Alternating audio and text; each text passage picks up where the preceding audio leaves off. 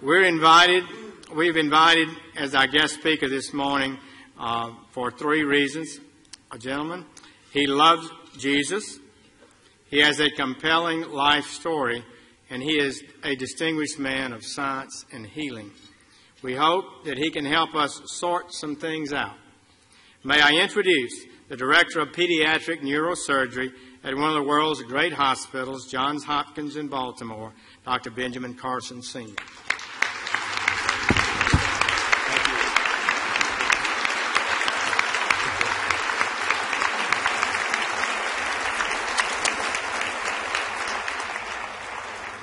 Thank you so much, Mr. President, Mr. Vice President, Mrs. Obama, distinguished guests, which includes everybody. Thank you so much for this wonderful honor to be at the stage again. I was here 16 years ago, and the fact that they've invited me back means that I didn't offend too many people. So that was great. I want to start by reading four texts, which will put into context what I'm going to say. Proverbs 11:9. With his mouth, the godless destroys his neighbor, but through knowledge the righteous escape. Proverbs 11:12. A man who lacks judgment derides his neighbor, but a man of understanding holds his tongue. Proverbs 11:25. A generous man will prosper. He who refreshes others will himself be refreshed. And 2 Chronicles 7:14. If my people who are called by my name will humble themselves and pray and seek my face and turn from their wicked ways, then will I hear from heaven and will forgive their sins and heal their land. You know, I have an opportunity to speak in a lot of venues. This is my fourth speech this week. And I have an opportunity to talk to a lot of people. And I've been asking people, what concerns you? What are you most concerned about in terms of the spirituality and the direction of our nation and our world? And I've talked to very prominent Democrats, very prominent Republicans. And I was surprised by the uniformity of their answers. And those have informed my comments this morning. Now, it's not my intention to offend anyone. I have discovered, however, in recent years that it's very difficult to speak to a large group of people these days and not offend someone. And people walk around with their feelings on their shoulders waiting for you to say something. Did you hear that? And they can't hear anything else you say. The PC police are out in force at all times. I remember once I was talking to a group about the difference between a human brain and a dog's brain. And a man got offended. He said, you can't talk about dogs like that. But, you know, people just focus in on that, completely miss the point of what you're saying. And we've reached a point where people are afraid to actually talk about what they want to say because somebody might be offended. People are afraid to say Merry Christmas at Christmas time. It doesn't matter whether the person you're talking to is Jewish or, you know, whether they're any religion.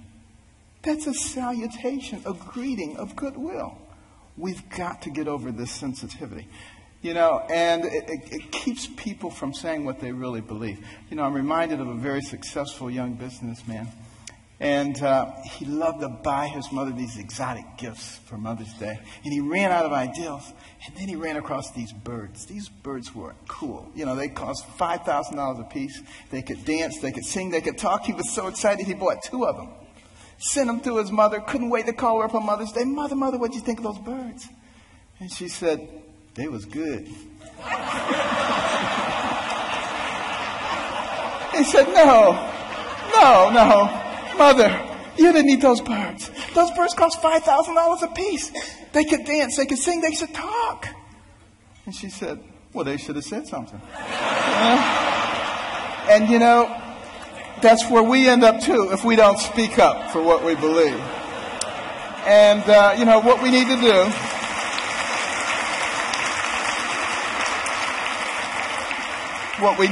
do in this PC world is forget about unanimity of speech and unanimity of thought. And we need to concentrate on being respectful of those people with whom we disagree. And that's when I think we begin to make real progress. And one last thing about political correctness, which I think is a horrible thing, by the way. I'm very, very compassionate, and I'm not ever out to offend anyone. But PC is dangerous. Because you see, this country, one of the founding principles was freedom of thought and freedom of expression.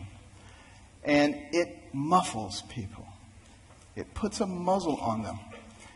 And at the same time, keeps people from discussing important issues while the fabric of their society is being changed. And we cannot fall for that trick. And what we need to do is start talking about things that are important, things that were important in the development of our nation. Well, one of those things was education. I'm very passionate about education because it's made such a big difference in my life. But here we are at a time in the world, the information age, the age of technology. And yet, 30% of people who enter high school in this country do not graduate. 44% of people who start a 4-year college program do not finish it in 4 years. What is that about?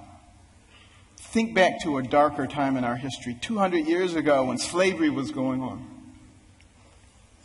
It was illegal to educate a slave, particularly to teach him to read.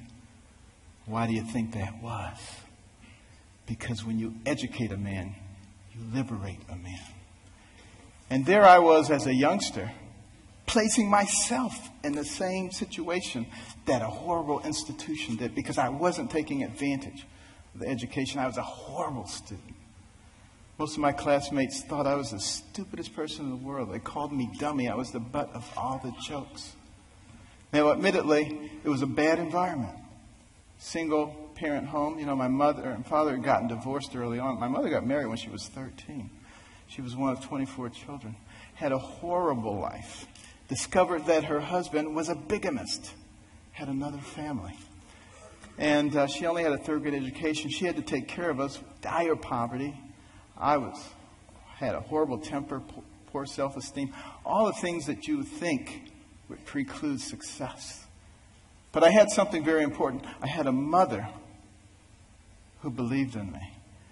And I had a mother who would never allow herself to be a victim, no matter what happened. Never made excuses, and she never accepted an excuse from us. And if we ever came up with an excuse, she always said, "Do you have a brain?" And if the answer was yes, then she said, then you could have thought your way out of it. It doesn't matter what John or Susan or Mary or anybody else did or said. And it was the most important thing she did for my brother and myself. Because if you don't accept excuses, pretty soon people stop giving them and they start looking for solutions. And that is a critical issue when it comes to success. Well, you know, we did live in dire poverty. And one of the things that I hated was poverty. You know, some people hate spiders, some people hate snakes. I hated poverty. I couldn't stand it. And, but, you know, my mother couldn't stand the fact that we were doing poorly in school. And she prayed and she asked God to give her wisdom. What could she do to get her young sons to understand the importance of developing their minds so that they could control their own lives? And you know what? God gave her the wisdom, at least in her opinion. My brother and I didn't think it was that wise. Because it was to turn off the TV. Let us watch only 2 or 3 TV programs during the week. And with all that spare time, read 2 books apiece from the Detroit Public Libraries and submit to her written book reports, which she couldn't read, but we didn't know that. You know? And you know, she put check marks and highlights and stuff. But, you know, I just hated this. And my friends were out having a good time. Her friends would criticize her. They would say, "You can't make boys stay in the house reading books. They'll grow up, they'll hate you." And I would overhear them, and I'd say, "Mother, you know they're right." But she didn't care, you know. But after a while, I actually began to enjoy reading those books. Because we were very poor, but between the covers of those books, I could go anywhere. I could be anybody. I could do anything. I began to read about people of great accomplishment. And as I read those stories, I began to see a connecting thread. I began to see that the person who has the most to do it, You and what happens to you in life is you. You make decisions. You decide how much energy you want to put behind that decision. And I came to understand that I had control of my own destiny. And at that point, I didn't hate poverty anymore because I knew it was only temporary. I knew I could change that. It was incredibly liberating for me. It made all the difference. And continue on that theme of education. In 1831, Alexis de Tocqueville came to America to study this country. The Europeans were fascinated. How could a fledgling nation, barely 50 years old, already be competing with them on virtually every level? This was impossible. De Tocqueville was going to sort it out. And he looked at our government, and he was duly impressed by the 3 branches of government. 4 now, because now special interest groups. But it was only 3 back in those days. And, he said, wow, this is really something. And then he said, but let me look at their educational system. And he was blown away. See, anybody finishing the 2nd grade was completely literate. He could find a mountain man on the outskirts of society. The man could read the newspaper, could have a political discussion, could tell him how the government worked. If you really want to be impressed, take a look at the chapter on education in my latest book, America the Beautiful, which I wrote with my wife. Came out last year. And in that education chapter, you will see questions extracted from a 6th grade exit exam from the 1800s. A test you had to pass to get your 6th grade certificate. I doubt most college graduates today could pass that test. We have dumbed things down to that level.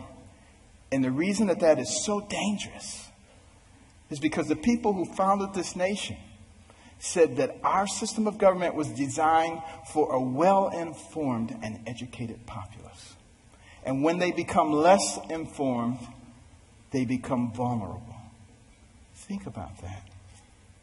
Our system of government, and that's why the education is so vitally important. Now, some people say, you're overblowing it. Things aren't that bad. And you're a doctor, a neurosurgeon. Why are you concerned about these things?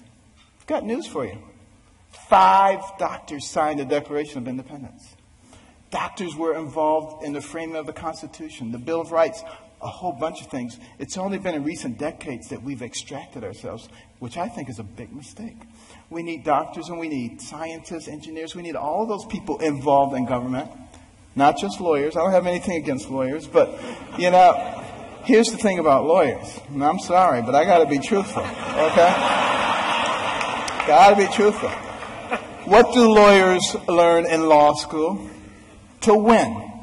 By hook or by crook, you got to win. So you got all these Democrat lawyers and you got all these Republican lawyers, and their side wants to win. We need to get rid of that. What we need to start thinking about is how do we solve problems?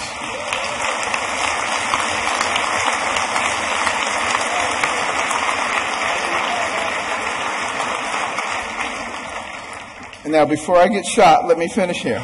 Now, one of the reasons, and I don't like to bring up problems without coming up with solutions. My wife and I started the Carson Scholars Fund 16 years ago after we heard about a survey, international survey, looking at the ability of 8th graders in 22 countries to solve math and science problems. And we came out number 21 out of 22, barely beat out number 22. Very concerning. And we'd go into schools and we'd see all these trophies, all-state basketball, all-state wrestling, all-state this, that, and the other. The quarterback was the big man on campus. And what about the intellectual superstar? What did they get? A National Honor Society pen? A pat on the head? There, little nerd. Nobody cared about them. And is it any wonder that sometimes the smart kids try to hide? They don't want anybody to know that they're smart. This is not helping us as a nation. So we started giving out scholarships to students from all backgrounds for superior academic performance and demonstration of humanitarian qualities. Unless you cared about other people, it didn't matter how smart you were. We got plenty of people like that. We don't need those. We need smart people who care about other people. We would give them money. The money would go into a trust. They would get interest on it. When they went to college, they get the money. But also the school gets a trophy. Every bit as impressive as any sports trophies. Goes right out there with the others. They get a medal. They get to go to a banquet. And we try to put them on the same kind of pedestal as we do the all-state athletes. Now, I have nothing against athletics or entertainment. Please believe me. You know, I'm from Baltimore. The Ravens won. This is great, okay? But what will maintain our position in the world? The ability to shoot a 25-foot jump shot or the ability to solve a quadratic equation? And we need to put the things into proper perspective. And, you know, many teachers, you know,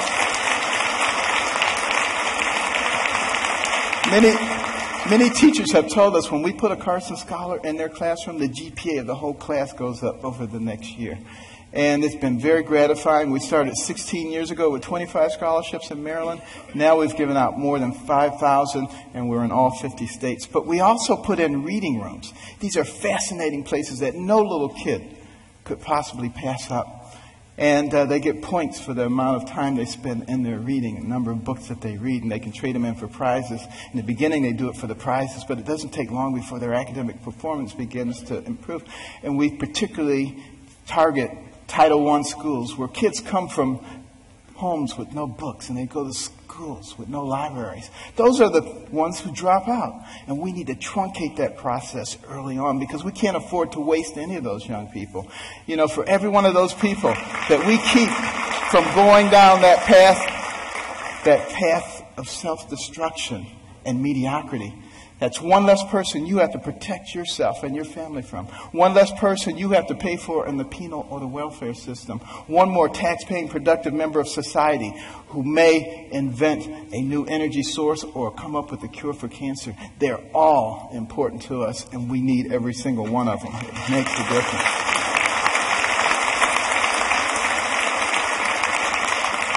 And when you go home tonight, please read about it. Carson Scholars Fund. CarsonScholars.org. But why is it so important that we educate our people? Because we don't want to go down the same pathway as many other pinnacle nations who have preceded us. I think particularly about ancient Rome. Very powerful. Nobody could even challenge them militarily. But what happened to them? They destroyed themselves from within. Moral decay. Fiscal irresponsibility. They destroyed themselves. And if you don't think that can happen to America, you get out your books and you start reading. But you know, we can fix it. Why can we fix it? Because we're smart. We have some of the most intellectually gifted people leading our nation. All we need to do is remember what our real responsibilities are so we can solve the problems. I think about these problems all the time. And, you know, my role model was Jesus. And he used parables to help people understand things. And one of our big problems right now, and like I said, I'm not politically correct, so I'm sorry. But, you know, our deficit is a big problem. Think about it. And our national debt, $16.5 trillion. You think that's not a lot of money? Tell you what, count one number per second, which you can't even do because once you get to 1,000, it takes you longer than a second. But one number per second. You know how long it would take you to count the 16 trillion? 507,000 years. More than 500,000 years to get there. We have to deal with this. Here's the parable. A family falls on hard times. Dad loses his job or is demoted, gets part-time work. He has 5 children. He comes to the 5 children. He says, we're going to have to reduce your allowance.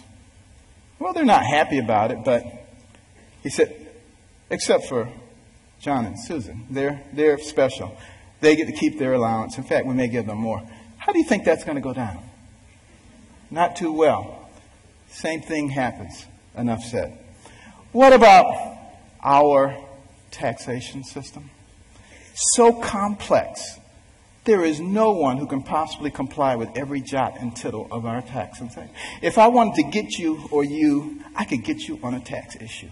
That doesn't make any sense. What we need to do is come up with something that's simple. And when I pick up my Bible, you know what I see?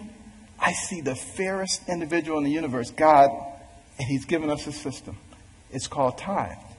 Now, we don't necessarily have to do it 10%, but it's principle.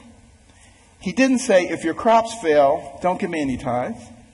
He didn't say if you have a bumper crop, give me triple tithes. So there must be something inherently fair about proportionality. You make $10 billion, you put in $1 billion. You make $10, you put in $1. Of course, you got to get rid of the loopholes. But now some people say, well, that's not fair because it doesn't hurt the guy who made $10 billion as much as the guy who made 10. Where does it say you have to hurt the guy? He just put $1 billion in the pot.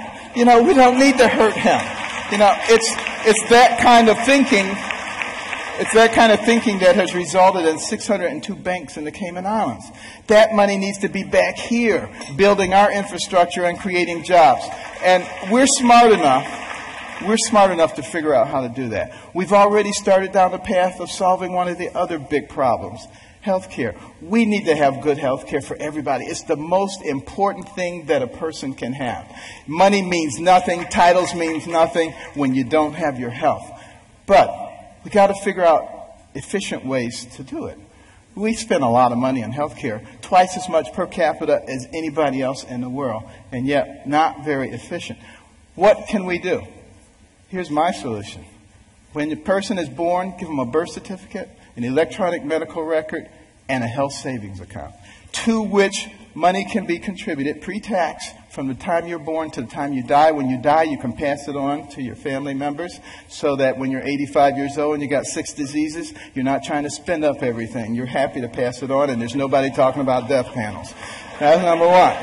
And also, for the people who are indigent, who don't have any money, we can make contributions to their HSA each month because we already have this huge pot of money. Instead of sending it to some bureaucracy, let's put it in their HSAs. Now they have some control over their own health care. And what do you think they're going to do? They're going to learn very quickly how to be responsible. When Mr. Jones gets that diabetic foot ulcer, he's not going to the emergency room and blowing a big chunk of it. He's going to go to the clinic. He learns that very quickly. Gets the same treatment. In the emergency room, they send him out. In the clinic, they say, now let's get your diabetes under control so you're not back here in 3 weeks with another problem. That's how we begin to solve these kinds of problems. It's much more complex than that, and I don't have time to go into it all. But we can do all of these things because we're smart people. And let me just begin to close here by another parable. Sea captain. And he's out on the sea near the area where the Titanic went down. And they look ahead and there's a bright light right there. Another ship, he figures. And he tells his signaler, signal that ship, deviate 10 degrees to the south. Back comes the message. No, you deviate 10 degrees to the north. Well, he's a little bit incensed, He says, send a message. This is Captain Johnson. Deviate 10 degrees to the north. Back comes the message. This is Ensign 4th Class Riley. Deviate 10 degrees to the south. Now he's really upset. He says, send him a message. This is a naval destroyer. Back comes the message. This is a lighthouse.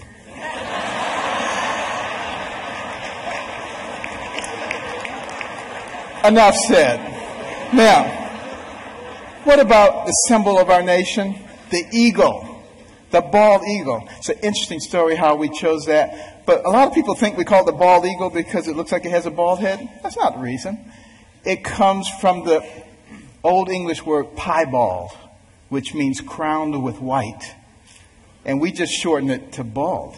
Now use that the next time you see somebody who thinks they know everything. You get them on that one. But why is that eagle able to fly high forward? Because it has 2 wings. A left wing and a right wing. Enough said. And I want to close with this story. 200 years ago, this nation was involved in a war. The War of 1812. The British, who are now our good friends, thought that we were young whippersnappers. It was time for us to become a colony again. They were winning that war, marching up the eastern seaboard, destroying city after city, destroyed Washington, D.C., burned down the White House. Next stop, Baltimore. As they came into the Chesapeake Bay, that armada of ships, warships, as far as the eye could see, it was looking grim. Fort McHenry standing right there. General Armistead, who was in charge of Fort McHenry, had a large American flag commissioned to fly in front of the fort. The admiral in charge of the British fleet was offended. He said, "Take that flag down. You have until dusk to take that flag down. If you don't take it down, we will reduce you to ashes." There was a young amateur poet on board by the name of Francis Scott Key, sent by President Madison to try to obtain the release of an American physician who was being held captive. He overheard the British plans. They were not going to let him off the ship. He mourned as dusk approached. He mourned for his fledgling young nation. And as the sun fell, the bombardment started. Bombs bursting in air, missiles, so much debris. He strained trying to see, was the flag still there? Couldn't see a thing. All night long it continued. At the crack of dawn, he ran out to the banister. He looked, straining his eyes, but all he could see was dust and debris. And then there was a clearing. And he beheld the most beautiful sight he'd ever seen. The torn and tattered stars and stripes still waving. And many historians say that was the turning point in the War of 1812. We went on to win that war and to retain our freedom. And if you'd gone into the grounds of Fort McHenry that day, you would have seen at the base of that flag the bodies of soldiers who took turns propping up that flag. They would not let that flag go down because they believed in what that flag symbolized. And what did it symbolize? One nation under God, indivisible, with liberty and justice for all. Thank you. God bless.